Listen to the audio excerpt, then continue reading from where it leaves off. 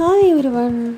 ఈ రోజుల్లో పిల్లలు వద్దనకుండా కాదనకుండా తినేవి ఏవైనా ఉన్నాయంటే పిజ్జాలు, బర్గర్లు, శాండ్విచ్లు 3 పూట్ల పెట్టినా ముచ్చటగా తినేస్తారు.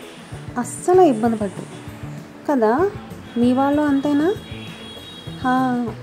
అయితే మా వాళ్ళకి నెలలో 29 రోజులు ప్రోటీన్కి సంబంధించినవి, హెల్త్కి సంబంధించిన స్నాక్సే పెడతామండి.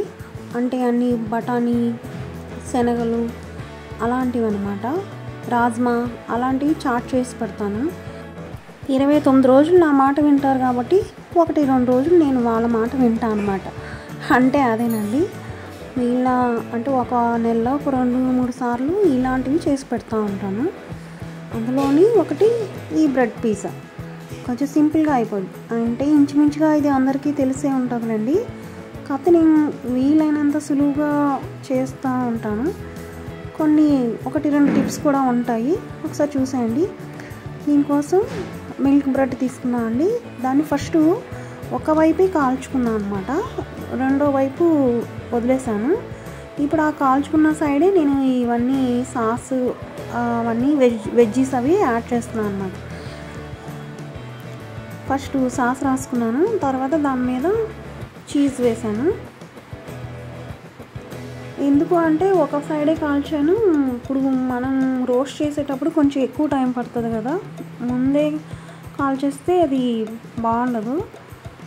అలానే ఇంకో సైడు కాల్చలేదనుకోండి కొంచెం పిండిలా ఉంటుంది. అందుకని ఒక 1 సైడ్ కాల్చిన సైడే ముందు ఈ ప్రిపరేషన్ చేస్తున్నాను అనమాట. తర్వాత వెజ్జీస్ అంటే ప్రత్యేకంగా అన్నీ ఉండాలని ఏం అవసరం లేదండి. మనం ఏం ప్రొఫెషనల్ వేలో చేయట్లేదు కదా, ఇంట్లో చేసుకుంటున్నాం కాబట్టి ఉన్న వాటితోని వీలైన వాటితోటే నేను చేయడానికి ట్రై చేస్తుంటా. ఆనియన్స్, టమాటాలు, స్వీట్ కార్న్ మీ దగ్గర ఉంటే ఇంకా క్యాప్సికమ్ అవన్నీ, మష్రూమ్, పన్నీరు అన్నీ యాడ్ చేసుకోవచ్చు. ఇంకో సింపుల్గా చేస్తున్నాను కాబట్టి ఉన్న వాటితోనే చేస్తాను. రెస్టారెంట్ అనుకోండి అన్నీ ప్రొఫెషనల్ వేలో చేస్తారు. హోమ్ కుకింగ్లో అంత అవసరం లేదని నా అభిప్రాయం.